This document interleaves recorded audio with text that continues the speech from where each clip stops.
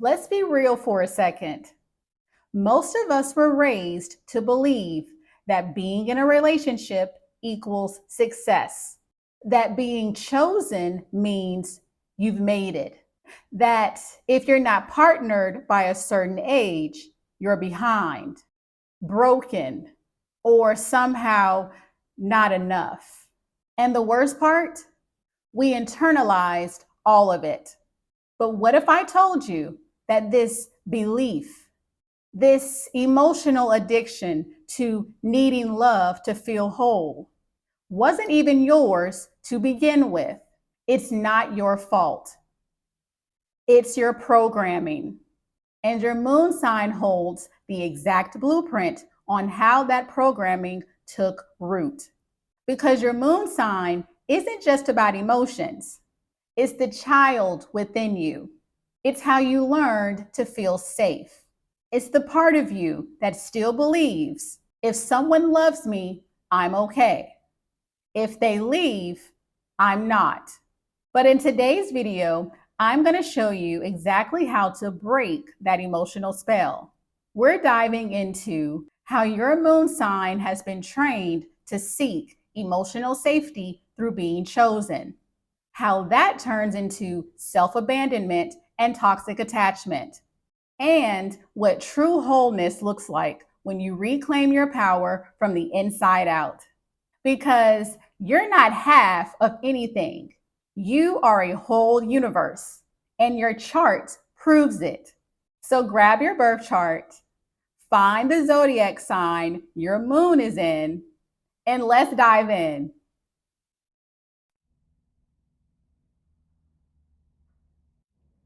If you have an Aries moon, the world programmed you to toughen up and fast.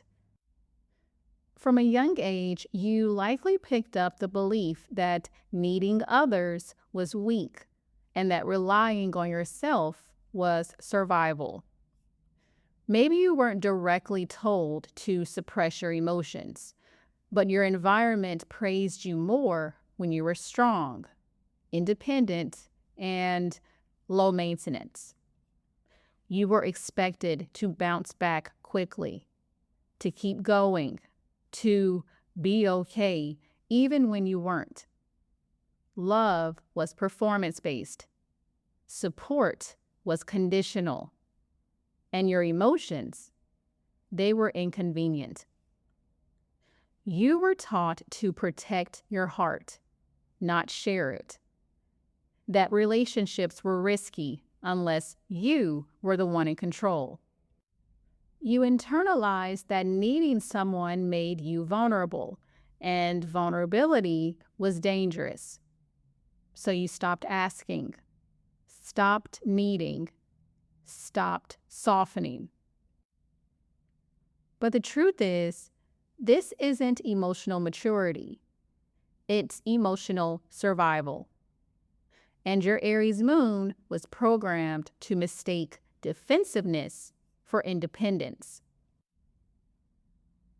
As an Aries moon, you crave freedom, forward motion, and a space to feel your emotions without being stopped, judged, or shamed. You want to feel safe to act on instinct, to express anger, desire, sadness, raw and unfiltered. Your moon needs to feel like you matter, like your fire is welcome, not too much. You want to know that someone sees your intensity and stays, that your quick reactions aren't failures, but sacred signals. Now, because your feelings were rarely held by others, you learn to hold them yourself until they explode. You tell yourself you don't need anyone, but when you're alone for too long, the ache sets in. Not because you're weak, but because your inner child was never taught how to be supported without proving something first. So you end up in relationships where you either dominate the dynamic, choose partners who rely on you emotionally, or sabotage real connection the moment it threatens your sense of control. And even when you are in love, you might still feel alone because you don't know how to let yourself be held. This creates a self-sabotage loop where you push people away when you start to feel emotionally exposed, where you rush into relationships for the thrill, but exit when things slow down, where you downplay your needs, then resent others for not meeting them, where you wear confidence like armor, even when your heart is bleeding. You have the ability to be loyal, but when love requires emotional surrender, you freeze, flee, or fight. Because somewhere deep inside, you don't trust that anyone will catch you. Now, as an Aries moon, emotional freedom looks like feeling your feelings without a finish line, allowing support without thinking it makes you less, being able to rest without guilt, fear, or self-blame, and knowing that you don't have to prove your strength to earn love. Emotional freedom for Aries moon is reclaiming safety in stillness, knowing that your fire doesn't need to burn everything down to be acknowledged, that your worth is not in your productivity, your leadership, or your survival. It's in your humanness. Your emotional habit is taking charge before you've been cared for. Because your moon was conditioned to equate dependence with danger, you default to, "I've got it," before anyone even offers support. Your nervous system is wired for high alert. You react before you reflect. You move before you feel. And sometimes that means jumping into love or shutting it down prematurely just to avoid feeling out of control. The addiction here isn't to people, it's to autonomy. Even when you're suffering, it feels safer than surrendering to someone else's help. And in relationships, this shows up as emotional self-reliance that becomes emotional disconnection, hyper-independence that hides a deep fear of abandonment, attracting people who depend on you because it's safer than needing them. But healing means learning that receiving support doesn't weaken your identity. It strengthens your soul. You were taught that strength equals survival, that vulnerability equals danger. But real strength is knowing when to put the armor down and letting someone witness what's underneath. Your Aries moon heals not through more action, but through allowing softness, slowness, and surrender. The first step to achieving this is the warrior's surrender ceremony. Release the need to lead every emotional battle. Sit in a quiet space and light a red or white candle. Close your eyes and imagine your inner child in armor, brave, bold, but exhausted. Gently remove the armor piece by piece and whisper, "You don't have to fight for love anymore. It's safe to rest." Let your body soften. Let your jaw unclench. Let your fire settle into a warm, safe glow. Next is somatic stillness practice. So teach your nervous system that stillness doesn't mean danger. Lay down with one hand over your heart and one over your belly. Breathe deeply and count to 4 on the inhale, 6 on the exhale.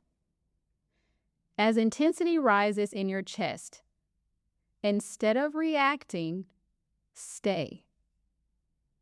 Say aloud, "This fire doesn't control me. I am safe to feel and not fix." Next are some redefining strength journaling prompts. This is about letting go of the outdated identity of the strong one. So you can use the following journaling prompts. What parts of me do I hide to seem strong or in control? Who would I be if I let myself be helped? Where in my life have I mistaken independence for safety? When did I learn that being sensitive was dangerous? Next is inner child mirror work. Reclaim the self that was told to toughen up too early. Stand in front of a mirror. Look into your eyes. Speak directly to your younger self and say, "You don't have to be the brave one anymore. I see your pain. I honor your needs. You are not too much. You are not alone." Touch your heart and let the words land. A great affirmation for your Aries moon is, "I am safe to let down my guard.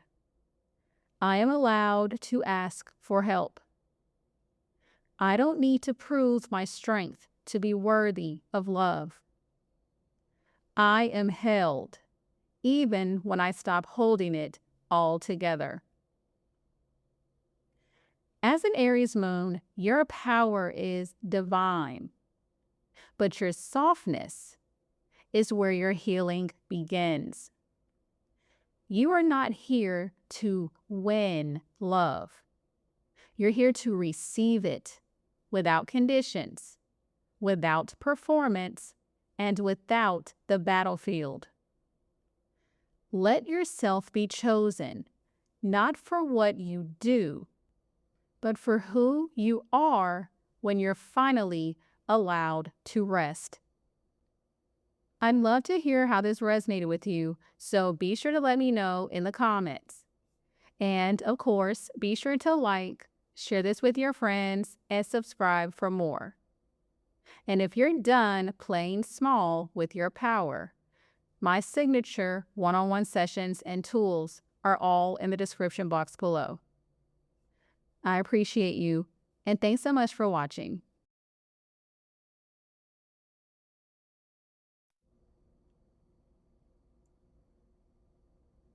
If you have a Taurus moon, from childhood, you may have been praised for being the easy one, calm, predictable, good-natured. You weren't the one who caused chaos. You were the one who held it together. And you learned early that being reliable made people love you. But here's what happens. You start to equate love with peace, even when that peace is performative. You begin tolerating nice relationships that don't truly feed your soul. You get addicted to routines that leave no space for emotional growth. Society programs Taurus moons to be the strong, grounded ones, the rocks for others. This is especially true for women with this placement, who are conditioned to be low maintenance, agreeable, and emotionally self-contained. But underneath that stable exterior is a heart that longs to be met emotionally, sensually, and energetically. The world rewards your calm, but often forgets to ask, who's calming you? And in trying to be dependable to others, you may have forgotten how to depend on your own inner guidance. This isn't love. It's emotional outsourcing designed as safety. And your Taurus moon was trained to keep the peace, even if it cost you your truth.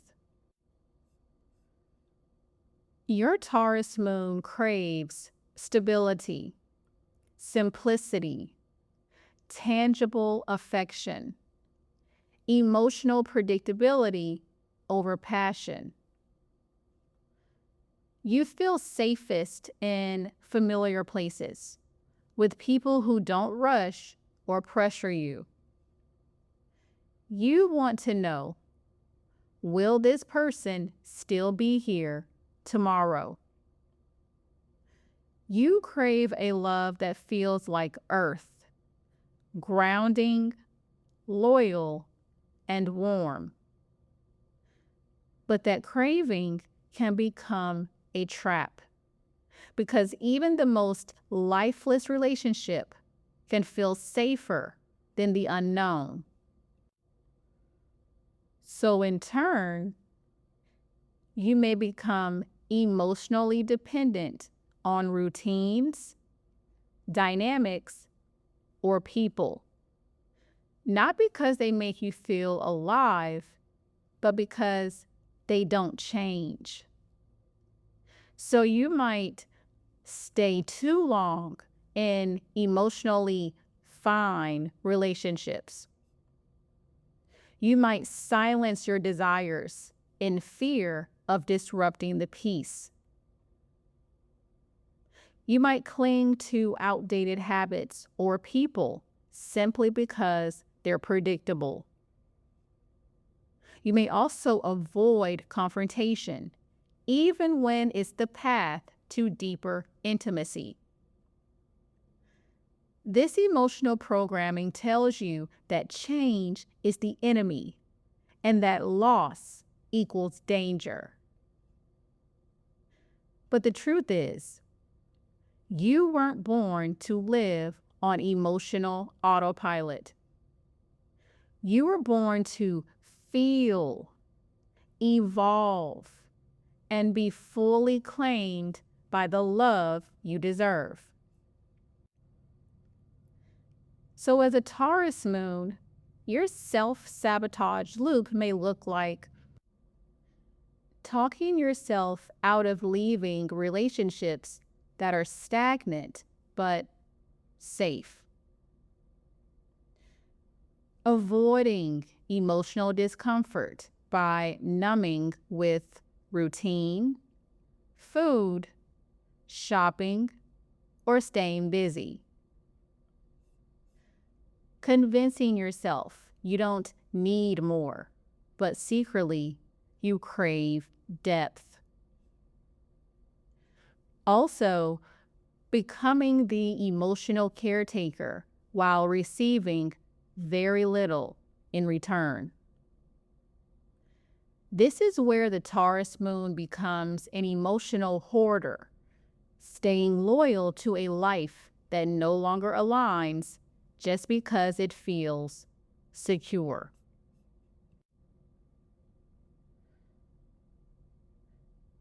For a Taurus moon, emotional freedom looks like letting go of the illusion that external stability equals internal peace.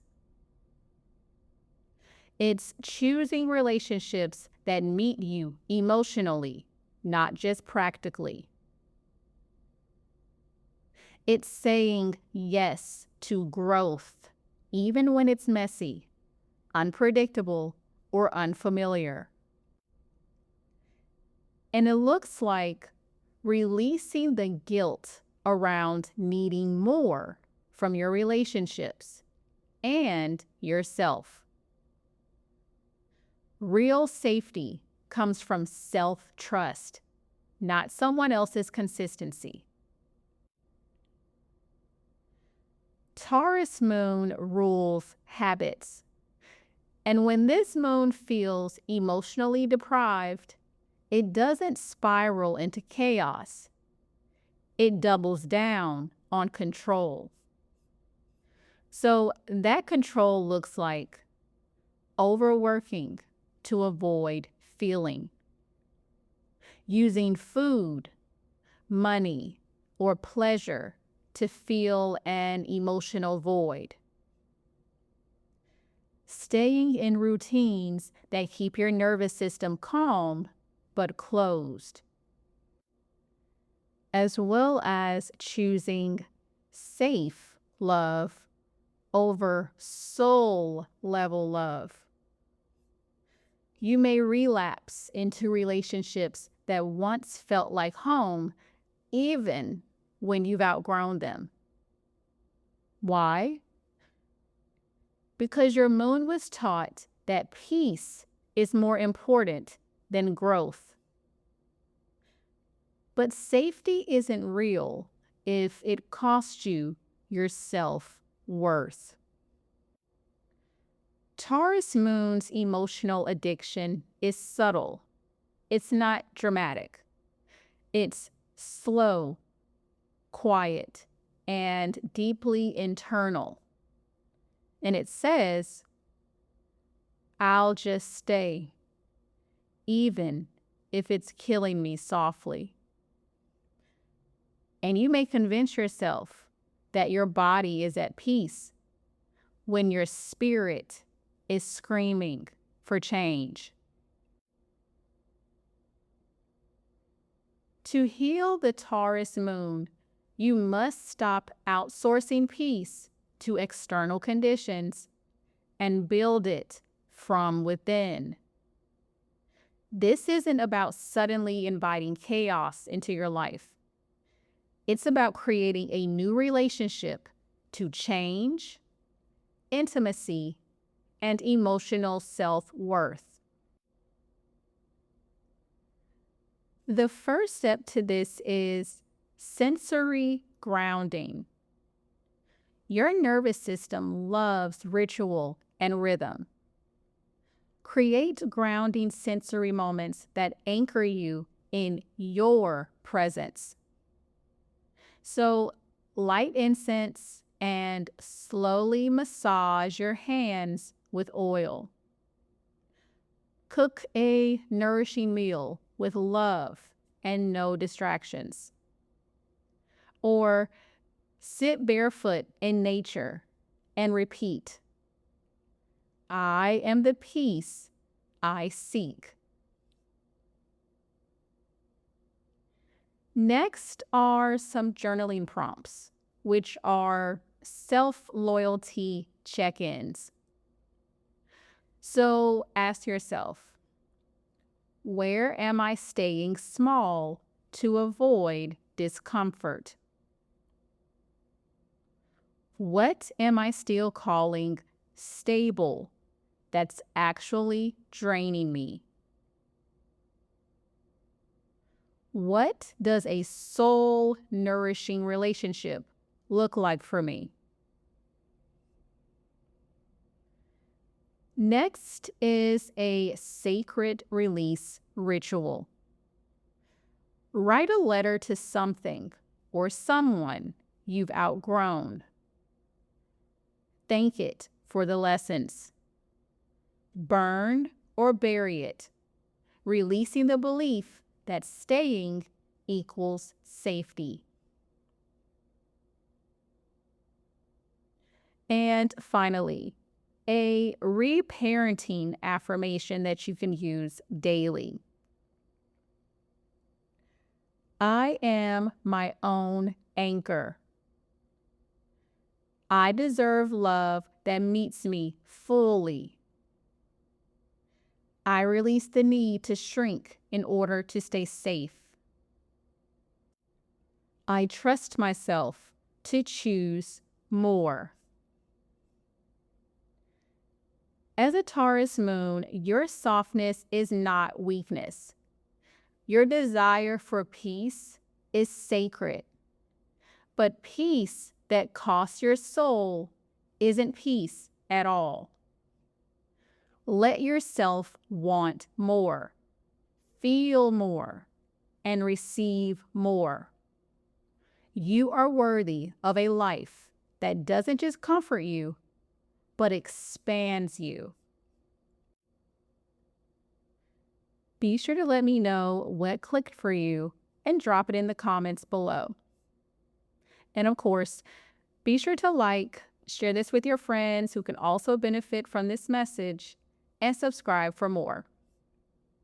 And if you're ready to step into your upgraded timeline, my signature one-on-one sessions and tools are all in the description box below. I appreciate you, and thanks so much for watching.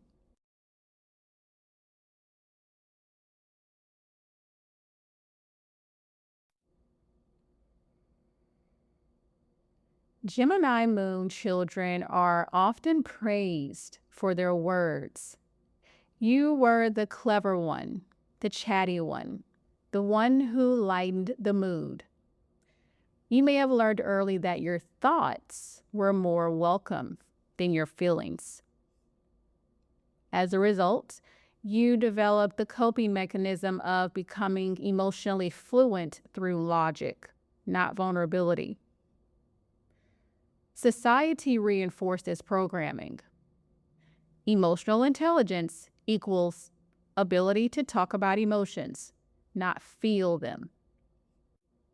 That conversations were more important than confrontation. That charm and likability was more important than emotional depth. That being okay equals moving on quickly, staying light, being unbothered.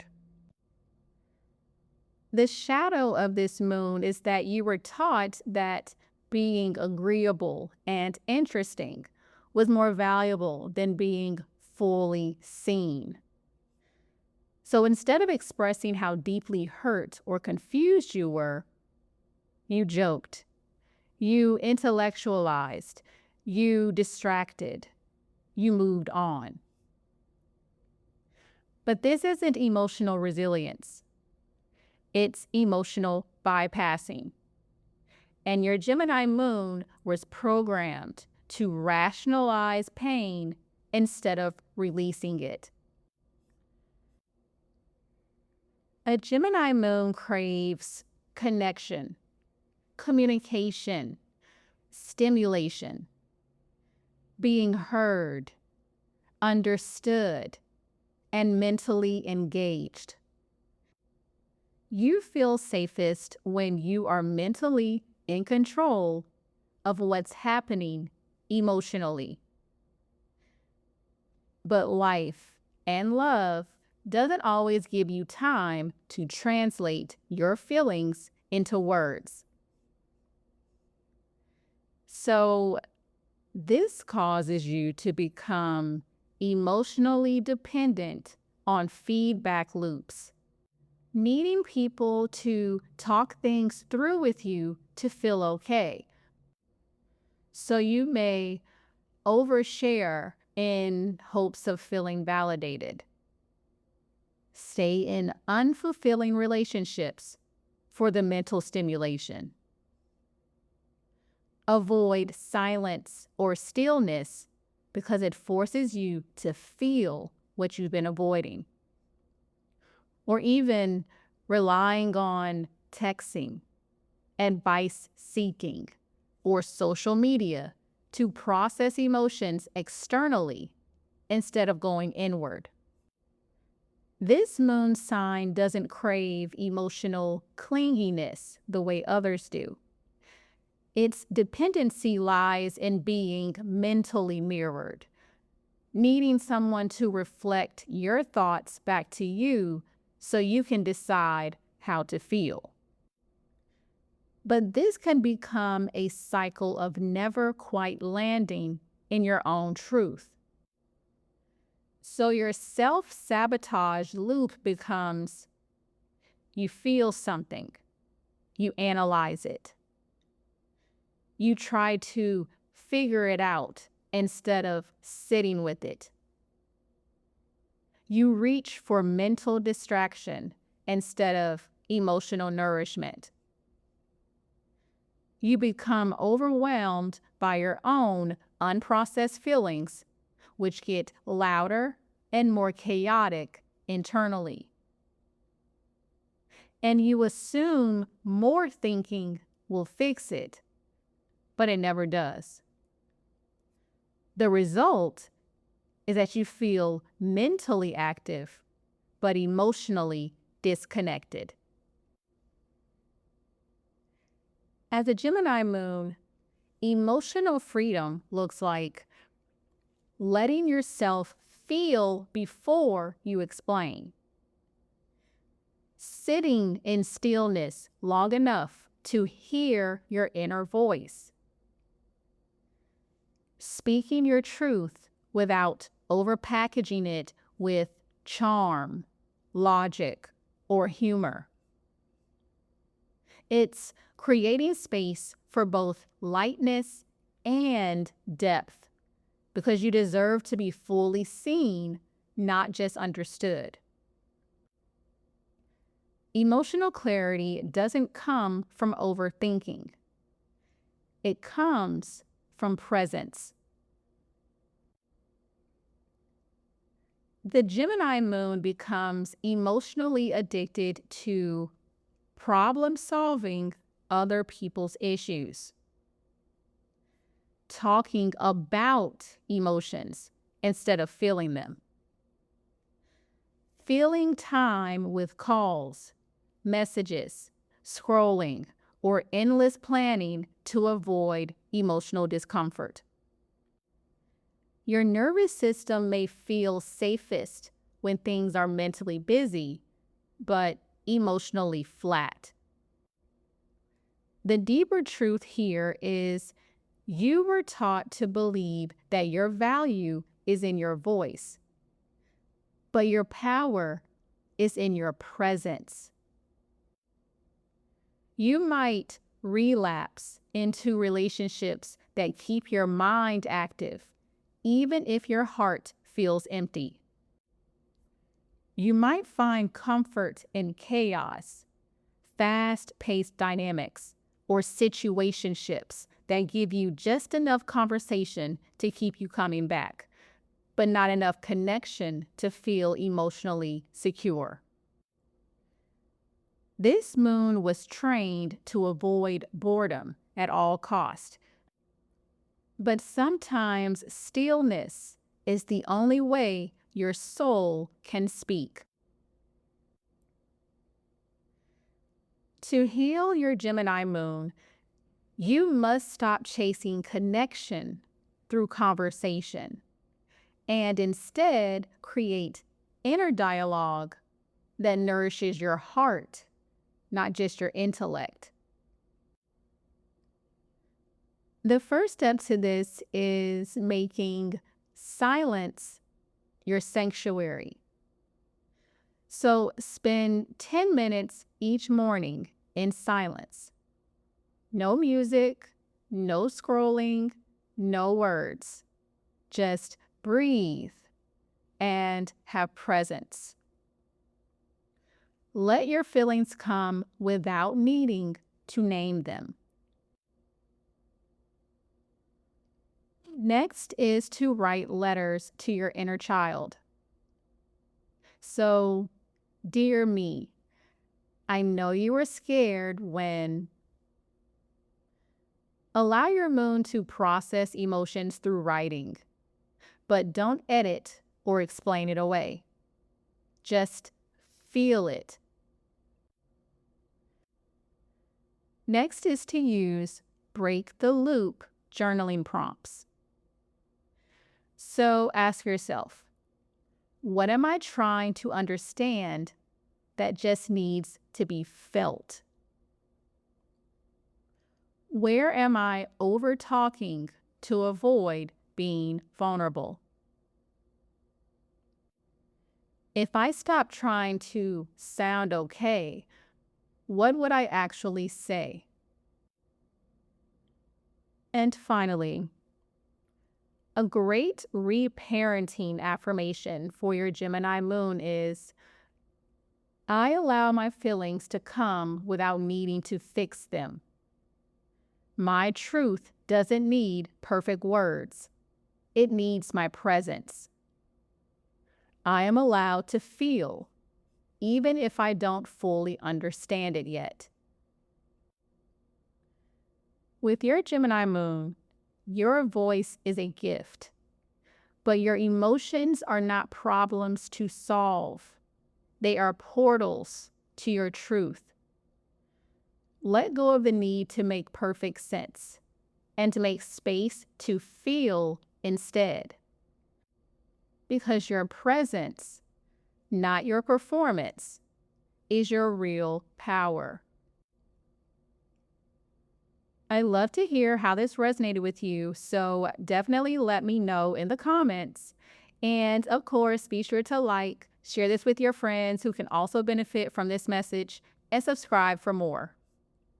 And if you're done playing small with your power, my signature one-on-one sessions and tools are all in the description box below. I appreciate you, and thanks so much for watching.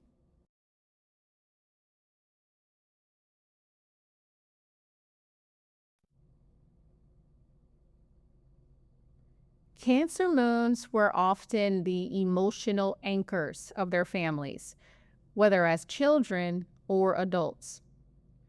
You were praised for being nurturing, sensitive, intuitive, but also expected to be okay for everyone else's sake.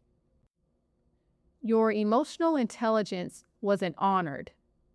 It was used. In relationships, society told you love means taking care of others, even at your own expense. That being selfless equaled being good.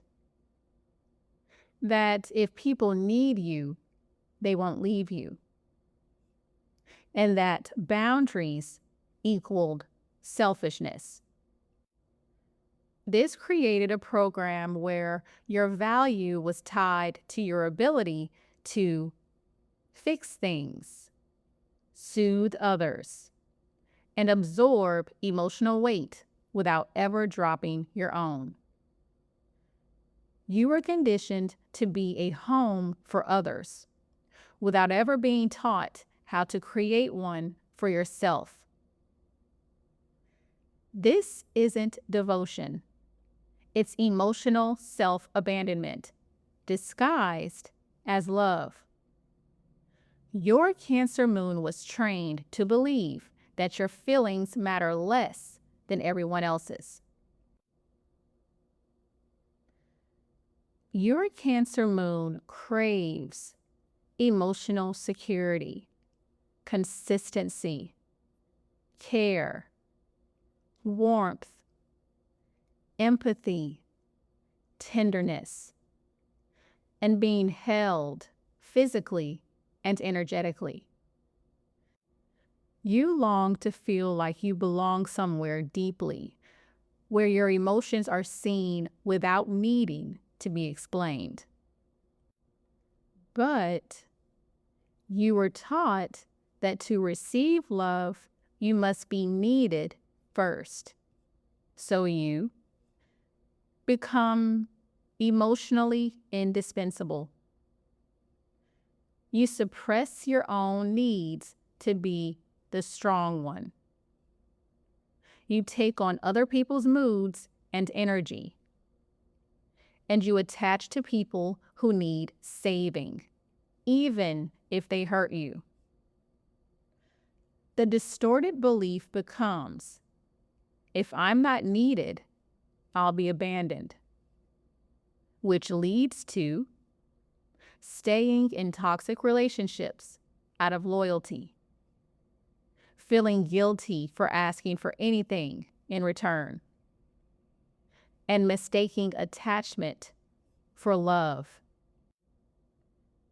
So this created your self-sabotage loop, where if you feel emotionally overwhelmed, you tend to someone else, where you ignore your own emotions to avoid guilt or rejection, where you become resentful but blame yourself for being too sensitive, where you emotionally overextend to prove your worth again, where you collapse inward, feeling unseen and drained. The tragedy of this loop is that you give everything that you crave to everyone but yourself. As a Cancer moon, emotional freedom looks like setting boundaries before you hit burnout, knowing that you don't have to earn rest, softness, or space. It's allowing yourself to feel deeply without projecting or over-explaining. And it's reclaiming your intuition for yourself instead of using it to manage others. Emotional safety begins when you stop trying to be everyone's healer and start healing yourself. Cancer moon can get emotionally addicted to over-giving, over-identifying with being the one who's always there, recreating childhood dynamics by dating people who need you, as well as relationships that feel familiar, even if they hurt. This moon confuses comfort with care. Just because someone feels like home doesn't mean they treat you like one. So you might relapse into being the fixer in every dynamic, silently managing everyone's emotions, or abandoning yourself just to avoid someone else's discomfort. The truth is, you are not responsible for other people's emotional immaturity. You don't need to earn your softness. It's your superpower. To heal your Cancer moon, you must unlearn the idea that love equals self-sacrifice. You must create safety from within, not from being needed by others. The first way to do this is to create a coming home ritual. So light a candle, place a hand on your heart, and say, "Welcome home. I've missed you." Do this each night before bed. Make yourself emotionally sacred. Next are some self-soothing journal prompts. So ask yourself, where have I been emotionally abandoned? And how can I show up for myself now? What emotions have I been holding for someone else? What does emotional safety mean to me? Next is to practice saying no gently and consistently. Start small. Say no to the call, no to the favor, no to the guilt. Say yes to rest, to nourishment, and to boundaries. A great affirmation for your Cancer moon is, my feelings matter just as much as anyone else's. I give myself the care I offer so freely. I am home within myself. I am enough, even when I'm not needed. As a Cancer moon, your softness is not weakness. Your emotional depth is not a burden. You were never meant to hold the world together by abandoning yourself. You are meant to come home to you over and over again. If this stirs something in you, say so in the comments. I want to hear all about it. And of course, be sure to share this with your friends who can also benefit from this message, and subscribe to stay in the flow. And if you're ready to align with the version of you that actually gets what they want, my signature one-on-one sessions and tools are all in the description box below. I appreciate you, and thanks so much for watching.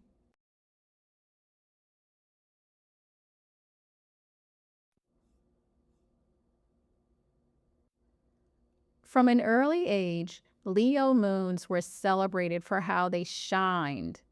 So you might have been the golden child, the helper, the funny one, the achiever. But underneath the praise was a message. Keep performing if you want to keep being loved. In a culture that idolizes visibility, you were conditioned to be seen, admired, and impressive, to inspire others without burdening them, to avoid vulnerability in favor of charm or strength, and to equate approval with emotional safety. You weren't just loved, you were watched. So instead of being emotionally held, you became emotionally on display. This isn't self-confidence. It's emotional performance. Your Leo moon was trained to equate being lovable with being liked. Your Leo moon craves to be seen and celebrated for who you are, not just what you do. You want heart-centered connection, loyalty, warmth, affection, to feel irreplaceable and adored by the people who matter. But you learned early that love equals attention. So you dim your real emotions to stay likable. You stay upbeat when you're actually hurting. You over-deliver, overcompensate, and stay on. And you attach to people who mirror your worth back instead of affirming it from within. The unspoken belief becomes, if I'm not admired, I'll be rejected. You give love freely, but feel terrified to ask for reassurance. You crave to be chosen, yet struggle to trust that love will stay if you're no longer impressive. So this creates a self-sabotage loop where you feel unseen, so you try harder to be special. Where you don't feel safe asking for help, so you isolate and pretend you're fine. You overextend yourself, and then you burn out.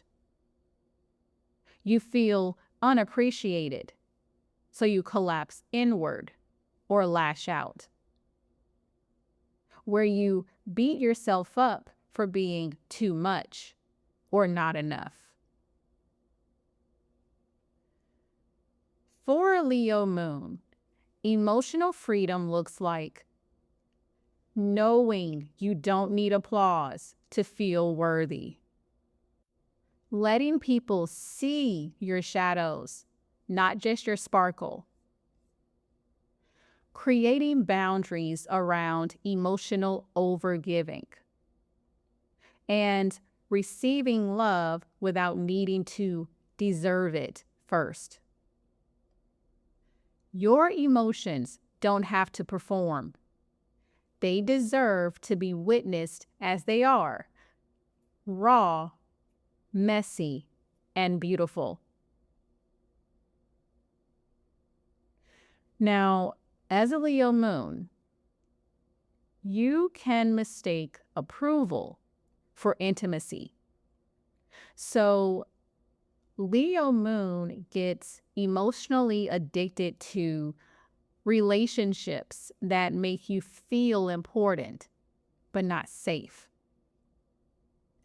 The high of being admired instead of the depth of being understood. Performing your personality instead of expressing your truth. This moon unconsciously seeks lovers, friends, and even careers that reflect back your shine, but not your soul.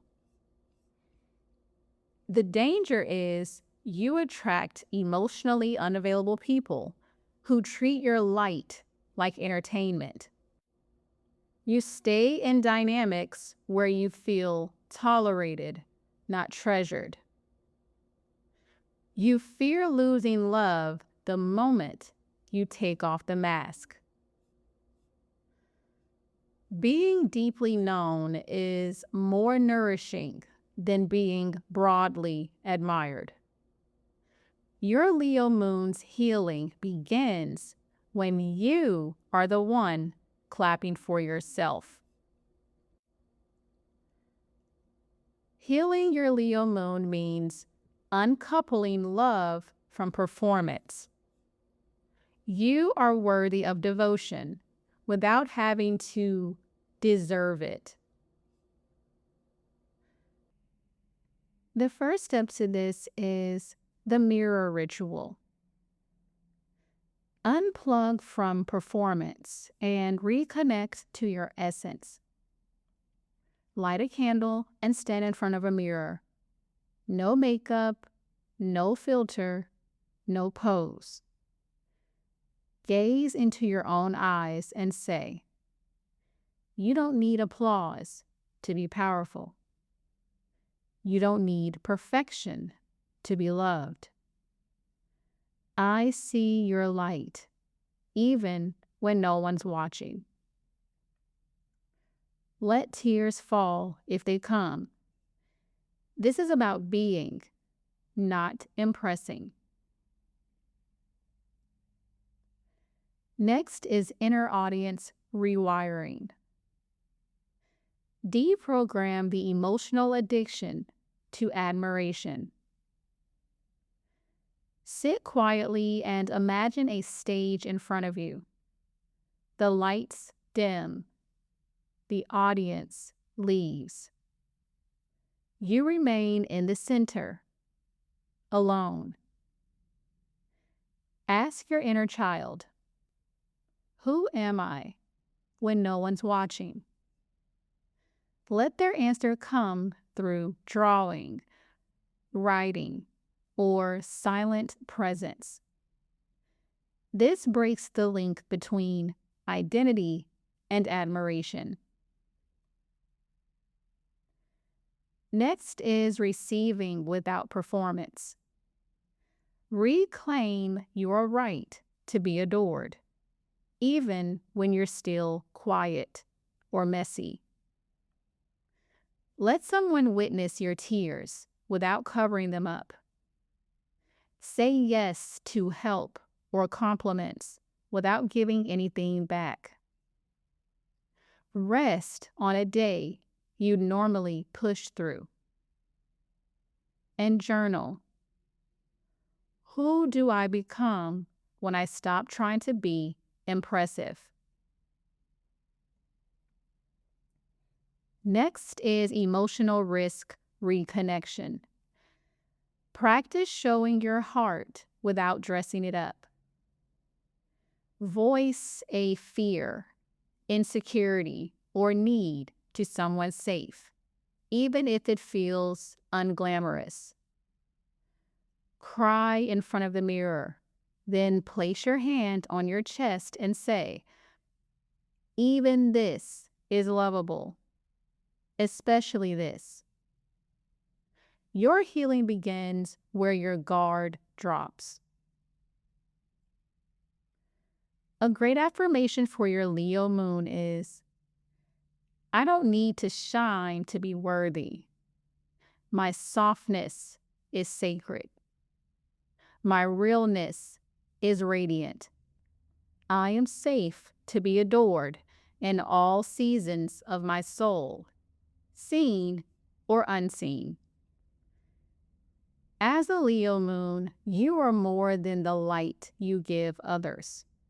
You are the warmth, the pulse, the heart behind it all. This world didn't teach you how to be loved when the spotlight is off, but that's where your deepest intimacy lives.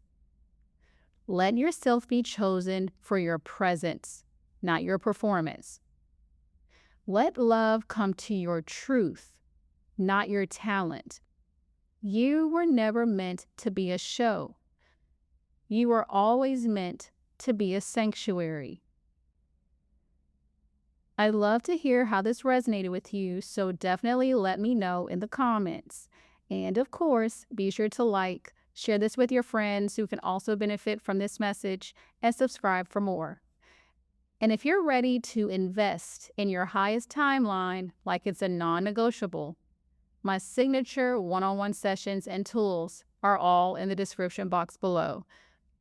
I appreciate you, and thanks so much for watching.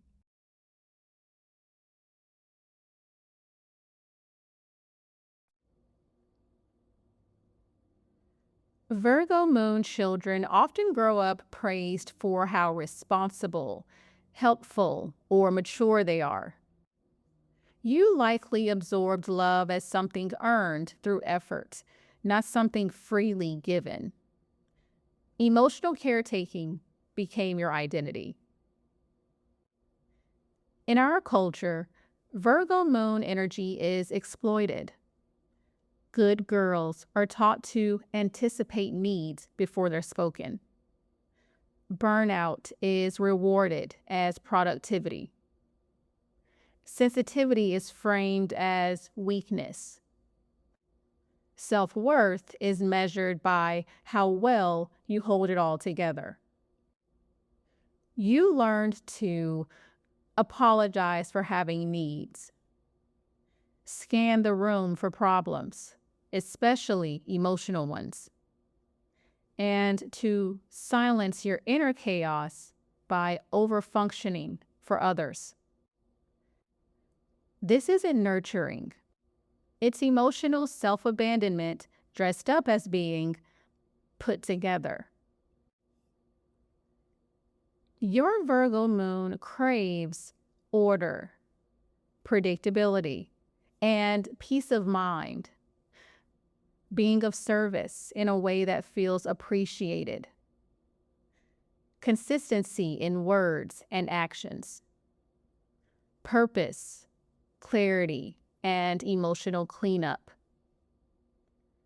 But you were trained to emotionally micromanage people so they wouldn't abandon you. Stay small or perfect so your feelings won't be a burden. Believing love equals usefulness. So you, in turn, become hypercritical of yourself and others. Overanalyze text, tone, timing, and silence. Ignore your own chaos by organizing everyone else's. And staying busy fixing to avoid feeling. The unspoken belief becomes, if I'm not flawless or helpful, I'll be left behind. So this creates your self-sabotage loop where you feel anxious, so you try to control your environment or others. You feel unworthy, so you overwork or overgive. You feel emotionally messy, so you isolate and self-shame. You feel like a burden, so you shrink, apologize, or disappear. For a Virgo moon, emotional freedom looks like letting your emotions be messy, unfiltered, and still valid. It's resting without guilt. It's saying, I don't know, I can't, or I need help without spiraling. And it's knowing that your worth doesn't depend on being needed. You are not here to be perfect. You are here to be real, raw, and radically whole. For Virgo moons, control became a coping mechanism for chaos. So Virgo moons get emotionally addicted to partners that they can fix or make better. Emotional puzzles. The more inconsistent, the more intriguing. Overworking as a distraction from unprocessed pain, as well as people who reflect back their harshest self-criticisms. This moon learned to manage feelings like to-do list. So when real emotions come up, yours or others, you default to problem solving instead of presence, planning instead of processing, fixing instead of feeling. But healing doesn't follow a spreadsheet. It follows surrender. And your Virgo moon doesn't need another task. It needs tenderness. Your Virgo moon wasn't wired for chaos, but somewhere along the way it got convinced that being lovable meant being perfectly managed. You learned, if I'm useful, I'll be safe. If I fix everything, I won't be left behind. If I stay clean, helpful, and calm, no one will hurt me. But your real healing begins when you realize you are not a project. You are a person, and you don't have to hustle for your wholeness anymore. The first step to achieving this is sacred imperfection practice. This is about embodying love without correction. So leave something intentionally imperfect today. A crooked picture frame, an unmade bed, a typo in a text. Sit with the discomfort and say aloud, "Nothing bad happens when I'm not perfect. I am still loved and I am still safe." This begins to rewire the part of you that equates flawlessness with survival. Next is nervous system recalibration. This is about learning to feel safe while doing nothing. So lie down and do absolutely nothing for 15 minutes. No phone, no multitasking, no catching up. Place a warm towel or a weighted object on your stomach. Repeat gently in your mind, "Stillness is safe. I don't need to prove anything right now." This calms the over-functioning loop that drives burnout. Next is an inner critic rewrite exercise. So this is naming and retraining the voice that shames you in over-efforting. So you can journal. What does my inner critic sound like? Whose voice is it, really? What truth is it hiding from me? Then rewrite the message in your own voice. I am not here to be productive. I am here to be present. My humanity is not a flaw. Next is emotional disarmament practice. So this is about you practicing receiving without shrinking or managing the moment. So let a friend see you cry without rushing to say, "I'm fine." Ask for support without downplaying your needs. Let someone help you carry something, emotionally or physically. When the urge to fix comes up, pause and ask, what if I just allowed this moment to be what it is? This retrains your nervous system to feel safe being held. A great affirmation for your Virgo moon is, I am not a checklist. I am not a performance. I am soft, whole, and worthy in my stillness. I am allowed to receive love without editing myself to earn it. As a Virgo moon, you were never meant to be someone else's solution. You are the medicine, not because you heal others, but because you finally choose to heal yourself. Let love reach the parts of you that aren't neat, that aren't ready, that don't have it all figured out. The deepest intimacy begins when you allow someone to love the version of you that's still learning how to rest. I'd love to hear how this resonated with you, so be sure to let me know in the comments. And of course, be sure to like, share this with your friends who can also benefit from this message, and subscribe for more. And if you're tired of the self-help spiral and just want real results, My signature one-on-one sessions and tools are all in the description box below. I appreciate you, and thanks so much for watching.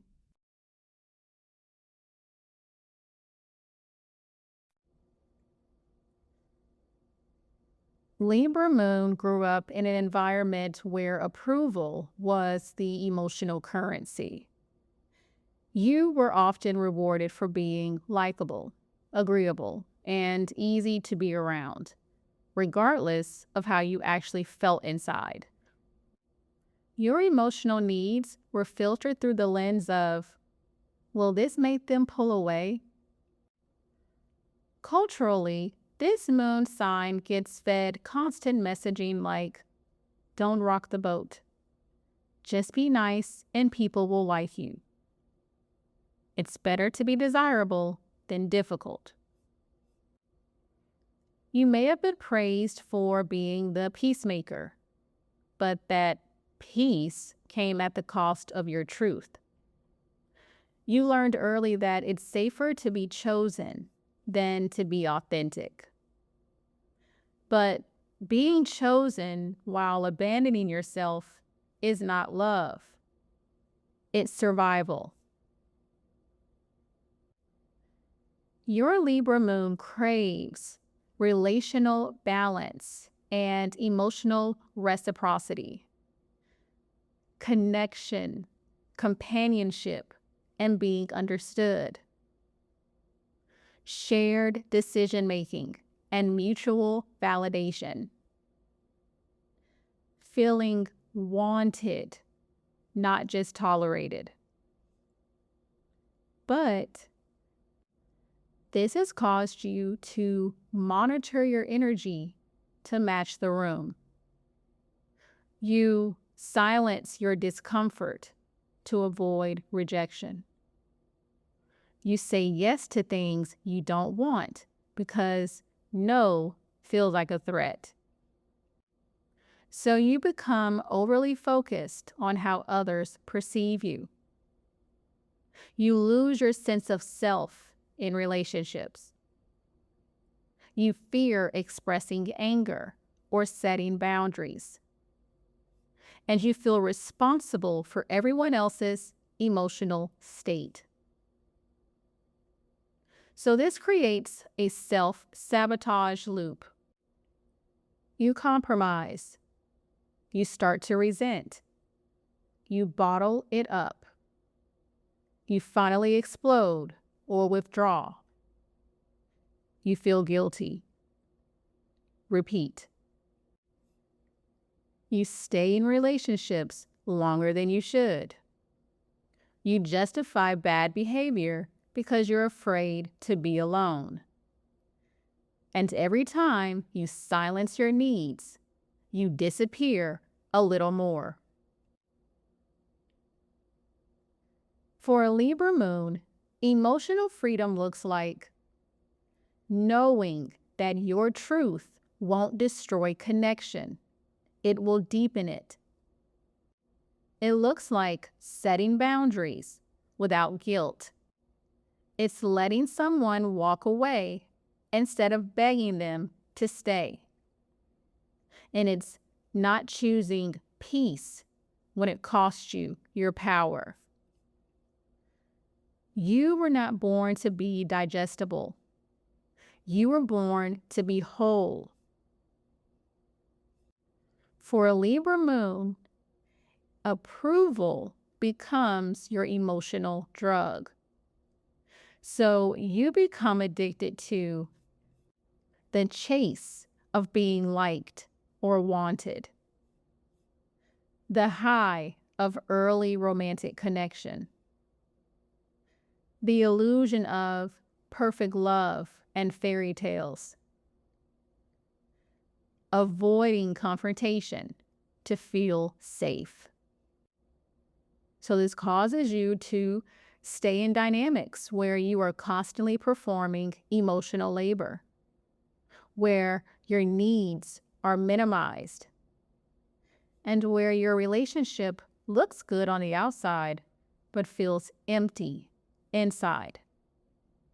Because to your moon, harmony equals survival, even if that harmony is fake, even if it means swallowing your pain. But harmony without honesty is self-erasure.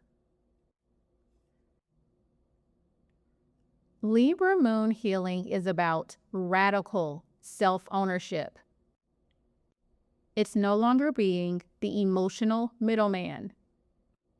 It's letting your opinions, emotions, and preferences take up just as much space as your desire to connect. The first step to this is to take yourself off the emotional scale. You are not responsible for everyone's peace. Instead of constantly weighing how others feel, tune into your own. You can journal. What do I compromise that costs me my peace? And you can anchor yourself with, it's safe for others to be uncomfortable. I don't have to fix it. Next are to incorporate micro moments of preference power. So practice saying what you really want in low stakes moments to build confidence in bigger ones. So order the meal you actually want, not the one that's easy. Pick the movie. Voice your opinion. Let your presence guide the vibe. This chips away at the belief that love comes from being agreeable. Next is sacred mirror work for self-acceptance. So stand in front of the mirror and say, I no longer trade authenticity for approval. I am worthy of connection just by being me. Then pause. Hold eye contact and let it land. Next is the discomfort rehearsal practice. So once a day, allow yourself to feel the tension of not pleasing someone. Let the silence stretch. Let them misunderstand you. Breathe through the urge to smooth it over. You're building nervous system tolerance for truth over performance. Next is to anchor inner beauty and value. Libra moon energy is deeply aesthetic and Venus ruled. So use that. Dress for yourself, not for anyone's gaze. Create a beauty altar or sacred space that reflects your essence. Write a "What I Love About Me" list weekly and read it out loud. A great affirmation for your Libra moon is, I do not have to earn connection by abandoning myself. I choose truth over approval. My peace comes from self-honoring, not self-erasure. As a Libra moon, you are not here to be easy to love. You are here to be real, raw, and radiant. Let the right people rise to meet the version of you that no longer pretends. That version of you is magnetic. I'd love to hear how this resonated with you, so be sure to let me know in the comments. And of course, be sure to share this with your friends who can also benefit from this message, and subscribe for more. And if you're ready to stop watching and start leveling up, my signature one-on-one sessions and tools are all in the description box below. I appreciate you, and thanks so much for watching.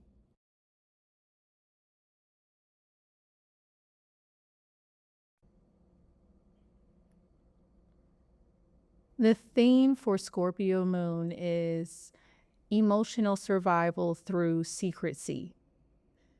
This moon learned that exposure equals danger and silence equals protection.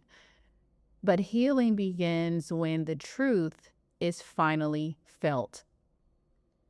Scorpio moon is the quiet storm of the zodiac. It feels everything deeply, intensely, and often in silence. But the world you grew up in didn't make space for that depth. So you were likely born into an environment where emotions were unpredictable or punished. Love was laced with betrayal, abandonment, or loss.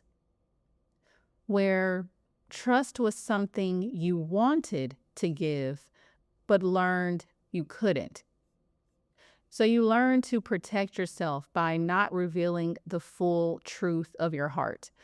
You observed instead of expressed. You anticipated instead of asked. You were trained to believe. Power means staying silent. If they don't know how deeply they hurt me, they can't use it against me. The more I love, the more I lose. But this isn't connection. It's emotional shape-shifting. You survived by becoming invisible in your own story. And now you crave soul-bonded intimacy, but don't know how to stop hiding. Your Scorpio moon craves unshakable trust, where your depth isn't judged, it's honored. Soul-level connection that penetrates beyond words. Loyalty that can't be faked and won't flinch in the dark. And emotional intimacy that feels sacred, not scary. But this very energy is what turns into emotional dependency. So instead, you magnetize intensity instead of stability. You test people instead of trusting them. You mistake passion for devotion, obsession for love, and you lose yourself in merging just to feel secure.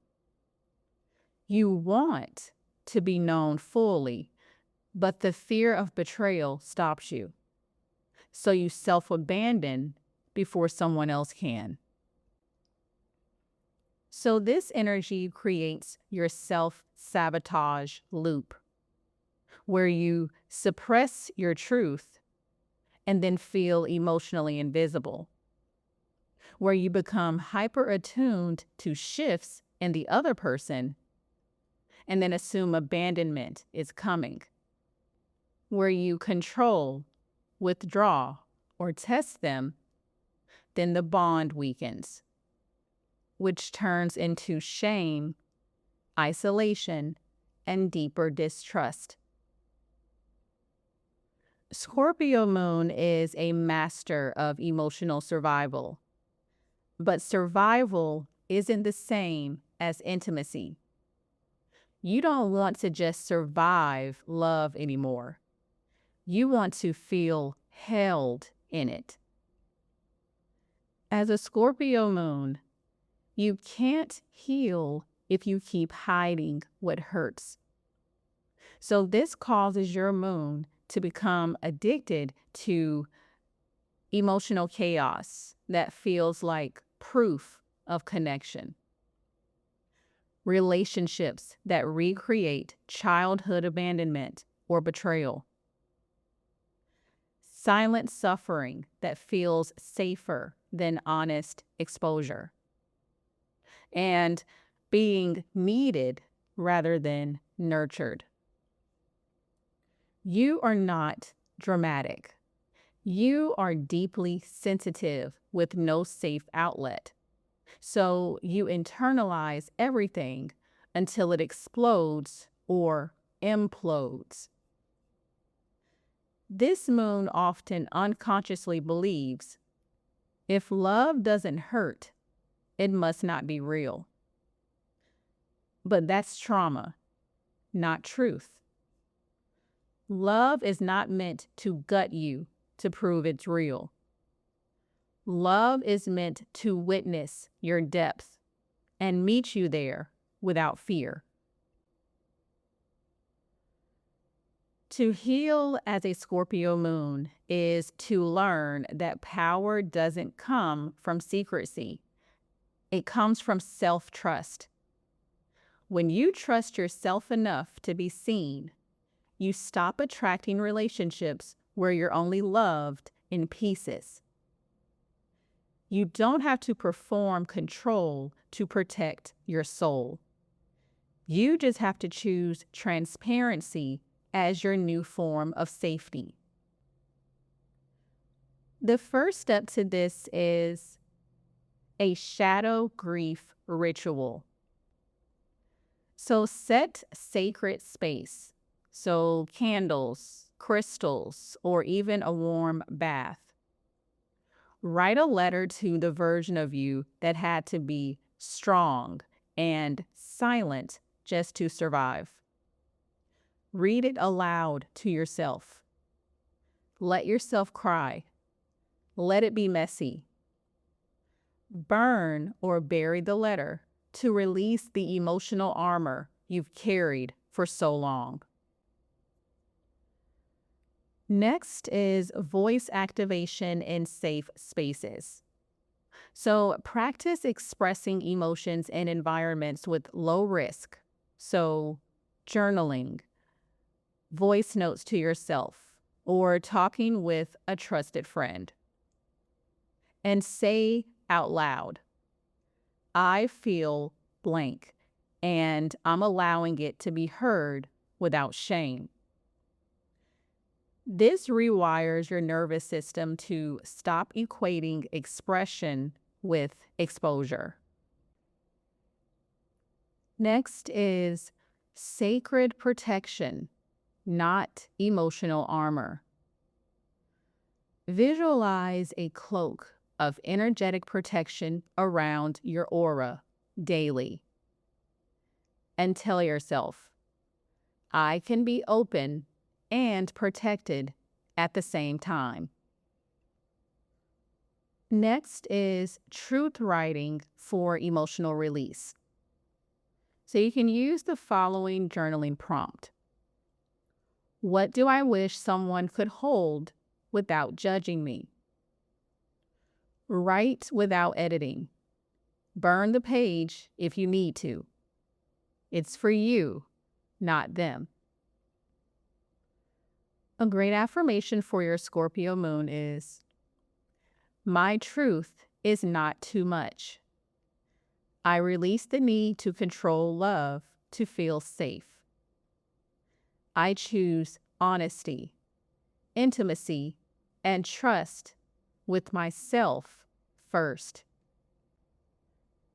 I'd love to hear how this resonated with you, so definitely let me know in the comments.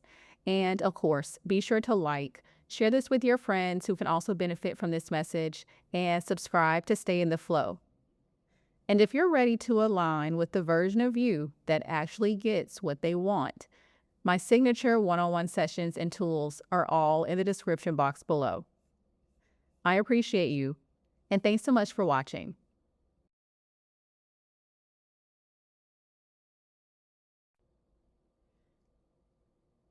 Sagittarius moon learned to outrun its emotions through distraction, dreams, or detachment.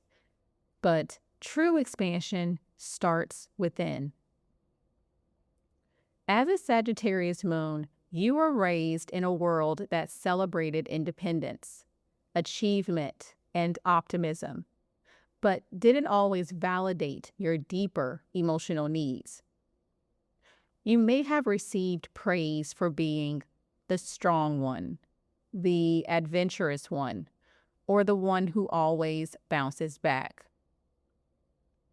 Relationships may have been modeled as either cages or fairy tales, but never spaces for real, raw emotional processing. So you learned early that emotions are messy. Keep it light. Feeling sad means you're being ungrateful. That you'll be fine if you just keep moving. That if it hurts, change the subject or change your location. So you developed emotional survival strategies rooted in escapism, turning everything into a joke, spiritual bypassing, disappearing when things get too heavy, or chasing the next thrill instead of sitting with discomfort. But this isn't freedom. It's avoidance. And your moon craves more than just movement. It craves meaning. As a Sagittarius moon, you require truth, wisdom, and emotional honesty. You need a sense of purpose and meaning in your experiences. You need freedom to explore your feelings without being boxed in. And you need belief in something bigger than your current pain. But these very needs can turn into emotional dependency, where you rely on external stimulation, such as travel, ideas, or people, to escape emotional discomfort, where you attract partners who rescue you from your feelings by offering excitement, distraction, or ideology, where you seek certainty in the future to avoid sitting with the unknown of the present. You may confuse emotional expression with negativity and bypass your truth in favor of staying upbeat or simply disappearing when things feel too emotionally confining. This in turn creates your self-sabotage loop, where you ignore your feelings, push through, spiritualize the pain instead of processing it, lose emotional connection, feel alone and misunderstood, chase freedom or clarity externally, and then repeat. You've been taught to be above emotional chaos, but your heart doesn't want escape. It wants expansion. When looking on the bright side becomes a survival tactic, the Sagittarius moon can become emotionally addicted to overexerting yourself in hopes of avoiding stillness, spiritual ideas that bypass real emotional processing, seeking answers, teachers, or beliefs outside of yourself, or staying on brand as the resilient one, even when you're crumbling inside. This moon is naturally wise, but when unhealed, it becomes the eternal student of other people's teachings. You may find yourself repeating affirmations while avoiding the deeper wounds that still go unacknowledged. You are not flaky. You're just afraid to feel lost. You're not non-committal. You're just afraid of being stuck in pain. But presence, not positivity, is your portal to freedom. Healing your Sagittarius moon means learning that your body is also a place worth exploring. You don't need to outrun your emotions. They're not chasing you. They're just asking to be met. This moon needs a new relationship with discomfort, one where curiosity replaces avoidance and honesty replaces hyper-optimism. The first step to achieving this is emotional truth maps. So you can use the following journaling prompt. If I stop trying to fix it or frame it as a lesson, what do I actually feel right now? Write in the raw. No silver linings, no higher purpose, just truth. Next is movement that brings you in, not out. So try walking meditations, slow yoga, or mindful dancing. Instead of escaping through movement, use it to integrate your feelings. Next is reparenting rituals for stillness. So light a candle and sit in silence every day, even if it's just for 5 minutes. And say aloud, nothing needs to change in this moment. I am here. I am whole. A great affirmation for your Sagittarius moon is, my truth doesn't need to be reframed. It needs to be felt. I don't need to run from my emotions to rise. I find my freedom in presence, not escape. As a Sagittarius moon, you are here to expand souls, not just horizons. But you can't help others make peace with life if you're still at war with your feelings. Your emotional world is just as sacred as your dreams. Let your heart be the place you explore next, because the answers you're searching for out there, they're waiting within. I'd love to hear how this resonated with you, so be sure to let me know in the comments. And of course, be sure to like, share this with your friends who can also benefit from this message, and subscribe for more. And if you're ready to flow into the timeline that's already aligned for you, my signature one-on-one sessions and tools are all in the description box below. I appreciate you, and thanks so much for watching.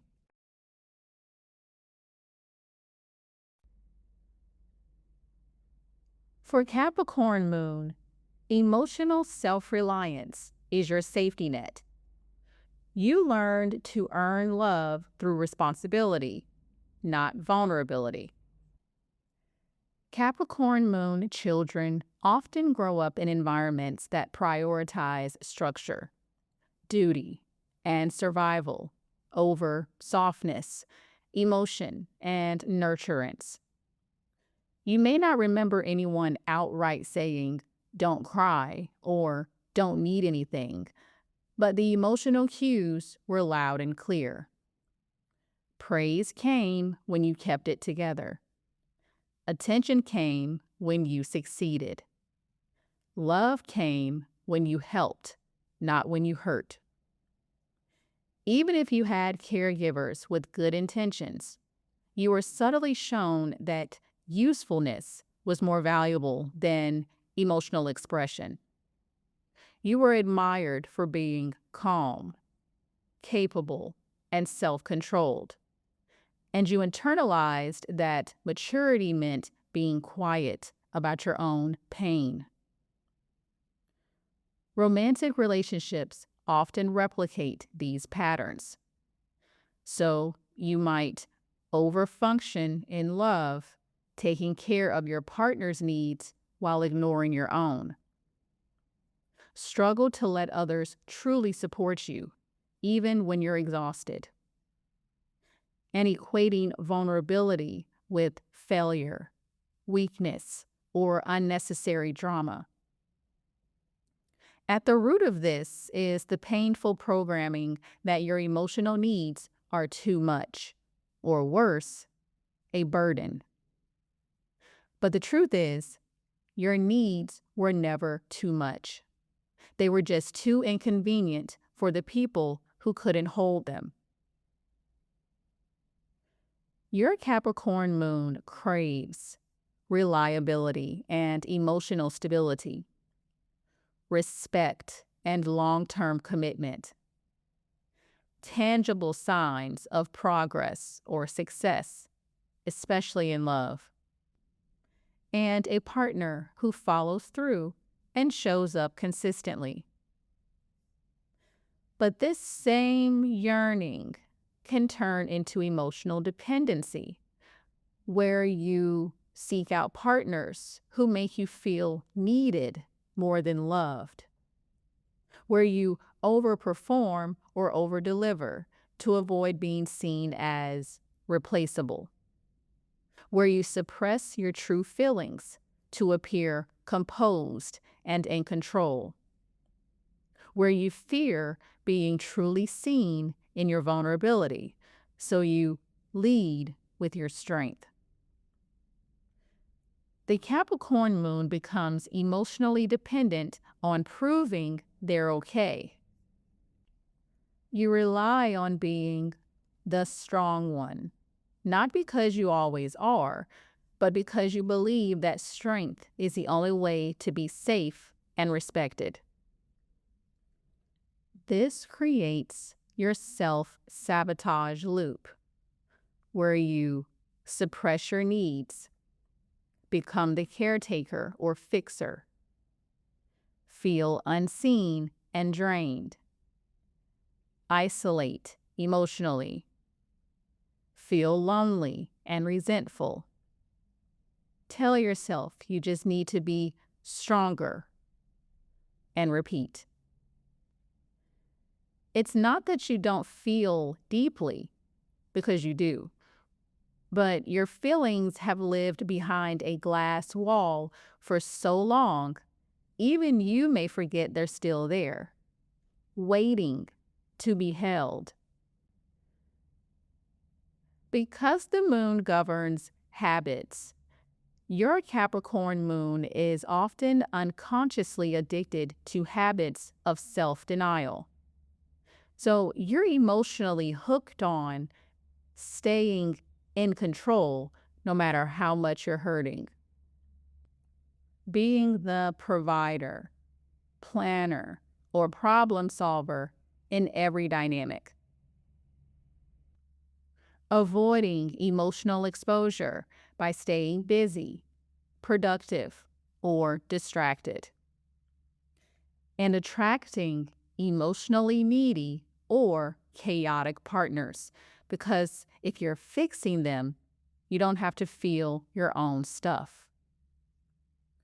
You may not realize how lonely your emotional world has become, but deep down, there's a grief you've never fully named. No one ever took care of me. So you learned to take care of everyone else. You became your own safety net, but you never learned how to rest in someone else's arms. Now you confuse independence with identity. But strength is not your identity. It's your survival skill. Healing your Capricorn moon means giving yourself what no one ever gave you: the permission to be soft, messy, needy, and imperfect without shame. This doesn't mean abandoning your ambition or maturity.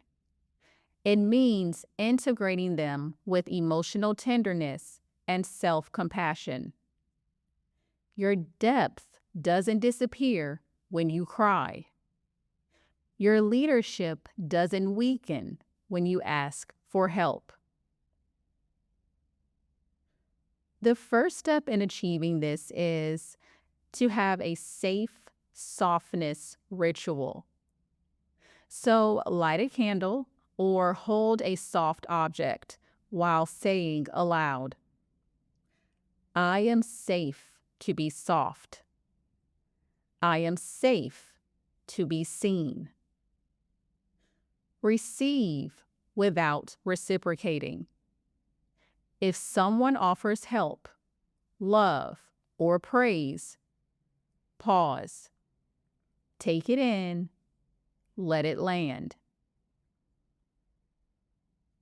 Next is grief journaling. So you can use the following prompt. Where have I carried it all alone? What kind of love did I wish someone had shown me? Let it pour out. Write as the child who never got to speak.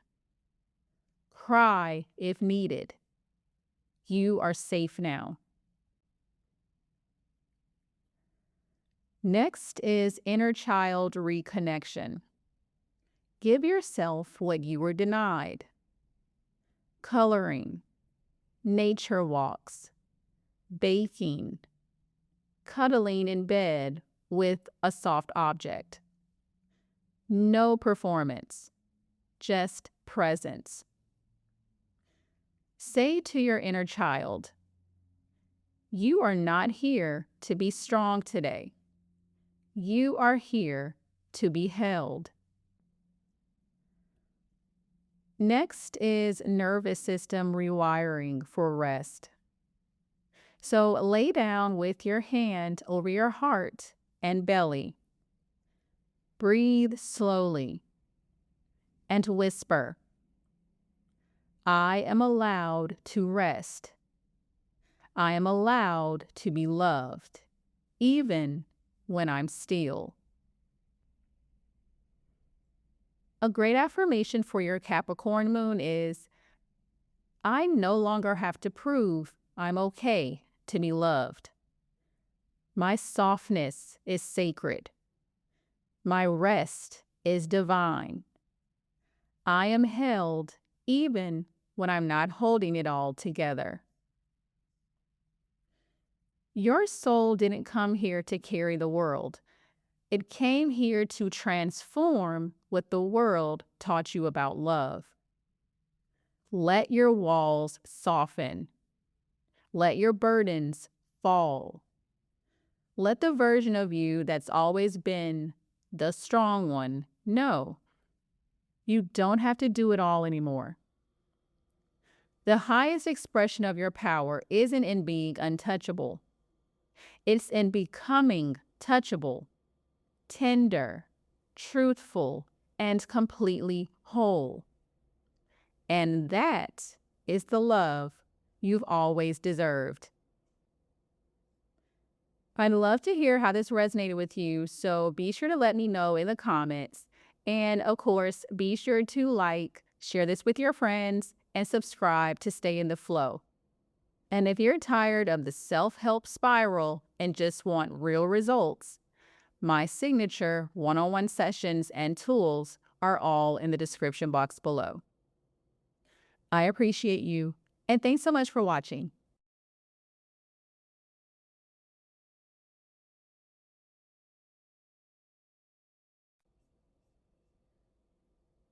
As an Aquarius moon, hyper-independence is your emotional armor. This moon learned to disconnect in order to survive. Your Aquarius moon came into this life with the need to feel both authentic and accepted. But from an early age, you were met with a paradox. Be different, but not too different. Be smart, but not too sensitive. Be helpful, but not needy. Instead of being encouraged to explore the full spectrum of your emotions, you may have been praised for being logical, low maintenance, or emotionally mature beyond your years. What was actually emotional dissociation became rewarded as independence, and your moon learned the script fast. Stay calm when you're hurting. Smile when you're confused. Distance yourself when you feel deeply, because no one knows what to do with your depth anyway. So you adapted. You found safety in thought, detachment, and analysis. You became the observer, not the participant, the one who could figure it out, but rarely feel it out. In relationships, this turns into a heartbreaking loop. You're there, but not emotionally available. You love, but through mental connection more than emotional vulnerability. You want to be known, but fear that being fully known will cost you acceptance. And underneath it all is a quiet ache. What if no one ever truly gets me? Your Aquarius moon craves freedom to feel and think without judgment. A relationship built on shared values and mental connection. Emotional space to reflect and recharge.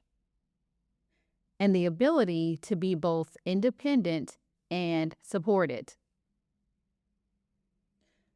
But because you were rarely given emotional validation, you learned to override your feelings in favor of logic. You intellectualized your pain instead of processing it. You became the fixer of others, but rarely allowed others to witness your own emotional mess. This turns into unconscious emotional dependency on being the rational one in every dynamic. Attracting people who need your mind, but not your heart. Hiding your deepest needs under the guise of, I'm fine. And needing emotional distance to feel in control. This in turn creates your self-sabotage loop. You crave intimacy. You fear being misunderstood. You stay in the role of observer or helper. You feel emotionally invisible. You reinforce the belief that vulnerability equals rejection. And you repeat. It's not that you don't want connection. It's that connection without authenticity feels like a trap. But emotional invisibility isn't safety. It's starvation. Aquarius moons often become emotionally addicted to overthinking instead of feeling, because thinking feels safer. Being emotionally self-sufficient, even to the point of burnout. Curating an identity that fits in, while silently mourning your uniqueness. And creating communities that never quite feel like home. You've learned how to offer insight, vision, and innovation, but you've rarely been taught how to receive love without proving your worth. And so you live in a world where you belong everywhere, but feel seen nowhere. You say, I'm good on my own, while quietly wondering if anyone will ever love the version of you that isn't polished, rational, or endlessly giving. But true connection doesn't require you to translate your soul into something palatable. You are not too weird. You are not too smart. You are not too hard to love. You're just unlearning the lie that detachment equals protection.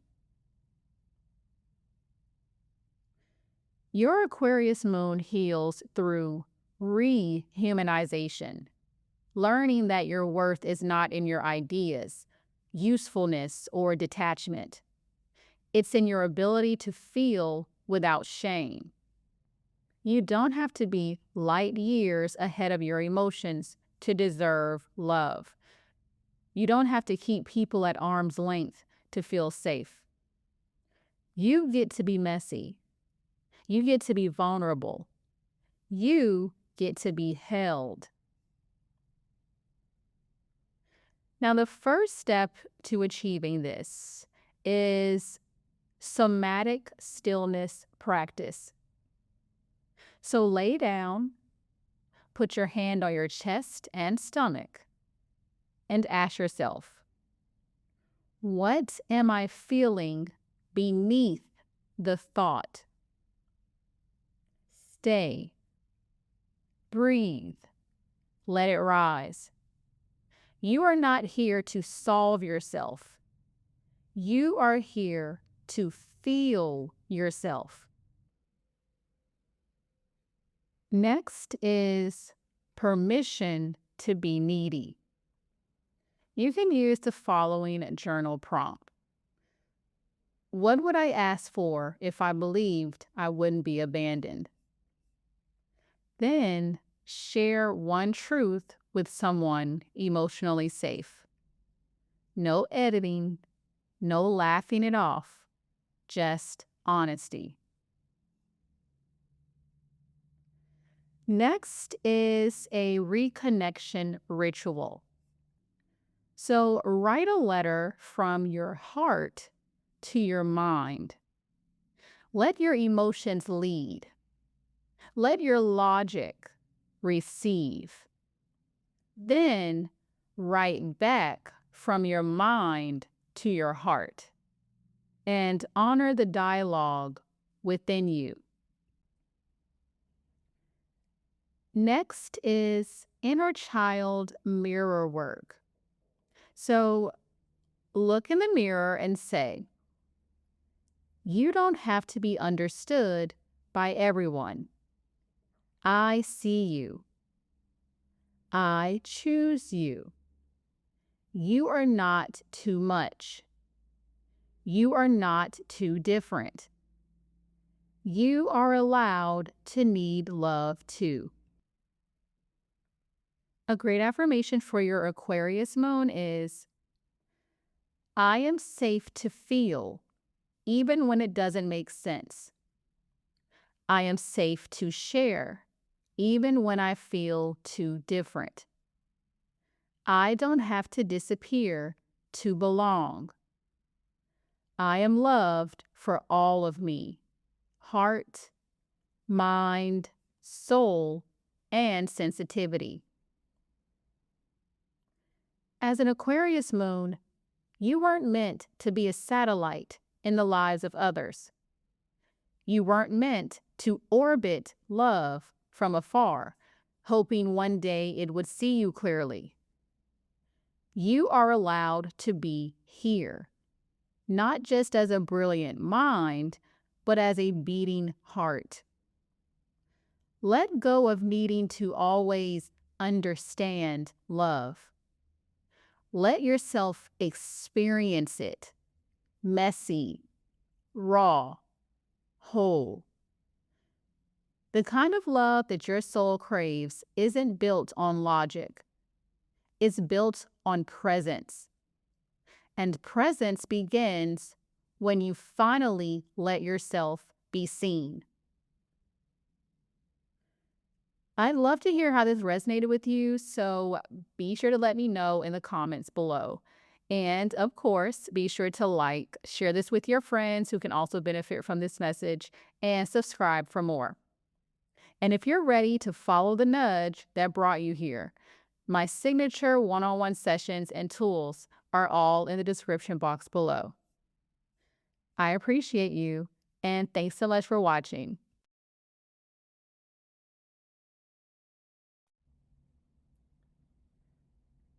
If you have a Pisces moon, the world taught you early that your softness was something to be used, not honored. You've been romanticized for your emotional depth, applauded for being the peacemaker, the dreamer, the one who feels it all. But hidden underneath that praise was programming, a message that your value only showed up when you gave it all away. That sacrificing your own needs in the name of love is noble. That being chosen is the ultimate proof that you're lovable. From childhood fairy tales to adult rom-coms, you were fed a narrative. Love is a rescue mission, and your role is to be the savior or the one waiting to be saved. Relationships became your escape, your sanctuary, your purpose, not because they were healthy, but because you were taught to fuse your identity to someone else's attention. You were praised for being easy to love because you absorbed other people's pain, held space even when your heart was breaking, and romanticized dysfunction if it meant staying connected. But the spiritual truth is, this isn't love. It's emotional outsourcing. And your Pisces moon was trained to believe that disappearing into someone else's story is what makes you whole. As a Pisces moon, you want to merge, to feel transcendent connection, to know that someone sees the magic in your soul and won't leave when things get dark. You crave spiritual safety, not just emotional safety. You want to feel held by something bigger than logic. For you, emotional security doesn't look like routine. It looks like unconditional acceptance, love that doesn't flinch when you're vulnerable, companionship that understands your silences, your daydreams, your softness. This craving is sacred, but in the 3D world, it gets distorted. You learned that your worth is proven through connection, that being needed means being lovable, that being alone means you're unworthy of the love you fantasize about. So you became the emotional sponge, the healer, the loyal one. You poured everything into others and called it love, because deep down, you were afraid your own pain was too heavy to carry alone. The result is that you built castles out of potential. You mistook emotional intensity for soul-level truth. You saw red flags as invitations to stay longer. And each time love failed you, you thought you failed it. Your self-sabotage loop is you fall for emotional projects, not partners. You ignore your intuition because the fantasy feels safer than the truth. You confuse being alone with failure. You replay relationship wounds because it's the only script your inner child recognizes.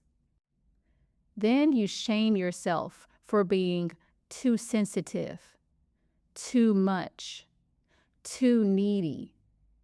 And in trying not to feel those feelings, you jump into another soul tie, hoping this time it will fix the ache. As a Pisces moon, emotional freedom looks like not mistaking emptiness for a calling to reconnect with someone toxic. It's choosing solitude, not as punishment, but as a sacred remembering. It's loving without losing yourself in the process. It's honoring your emotions without needing someone else to validate them. It's no longer glamorizing relationships that cost you your wholeness.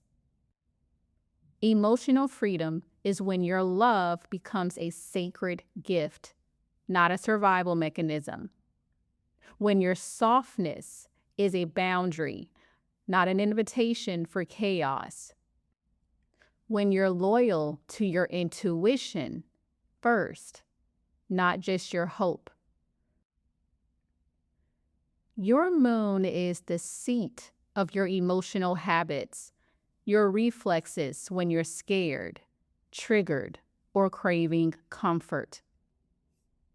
For Pisces moons, your emotional reflex is fusion. When the world feels too harsh, you escape into connection, sometimes with people, sometimes with fantasy, sometimes with memories of what could have been. But what starts as comfort becomes addiction, because your nervous system has been wired to equate togetherness with survival and solitude with suffering. You weren't just taught to love others. You were programmed to dissolve into them. Even healthy distance can feel threatening to a Pisces moon that was trained to equate emotional merging with purpose. So when you're alone, you spiral. Not because you're weak, but because your inner child never learned how to be held by you. And when the ache of that loneliness creeps in, the relapse happens. You text your ex. You romanticize chaos. You reach for connection, even when it hurts, because your moon still believes love must come from outside of you. But healing means giving your moon another option. It means letting your emotions rise without rushing to hand them to someone else. It means teaching your inner child that she is not abandoned just because no one else is there. Your healing is not about becoming harder. It's about becoming sacred with how you hold your heart. Now, to begin to break the spell and rewire the pattern, the first step is to have a daily visualization. So this is, I am in a protective bubble of my own love. So every morning or night, close your eyes and picture a glowing, iridescent bubble surrounding you. It's made of your own love, and it holds your softness with safety. Only energy that feels like love can enter. Next is to write love letters to your inner self. So write to yourself like a lover would. Start with, "Dear soul, I see you," or I'm proud of how you. Remind your inner child that they are not too much, too sensitive, or too dreamy. This reparenting practice builds emotional safety from within. Another is emotional alchemy. So channel your feelings into your intuition. So when emotions feel heavy or overwhelming, turn inward, pull tarot cards, journal, meditate with soft music or ocean sounds, and ask your higher self, what am I feeling beneath the noise? Let your inner world be your compass, not to escape reality, but to guide you back to your truth. Next is mirror work. I am safe to feel. So look into your eyes in the mirror and say, I honor every part of me, even the parts that feel messy or misunderstood. This helps ground your energy and bring you back into your body. And finally, you can journal. Where am I waiting to be rescued instead of being present with myself? A great affirmation for your Pisces moon is, I no longer dissolve myself to be loved. I am whole in my softness, powerful in my boundaries, and worthy of peace. My love starts within. Of course, you know I love to hear how this resonated with you, so be sure to let me know in the comments. And of course, be sure to share this with your friends who can also benefit from this message, and subscribe for more. And if you're ready to follow the nudge that brought you here, my signature one-on-one sessions and tools are all in the description box below. I appreciate you, and thanks so much for watching.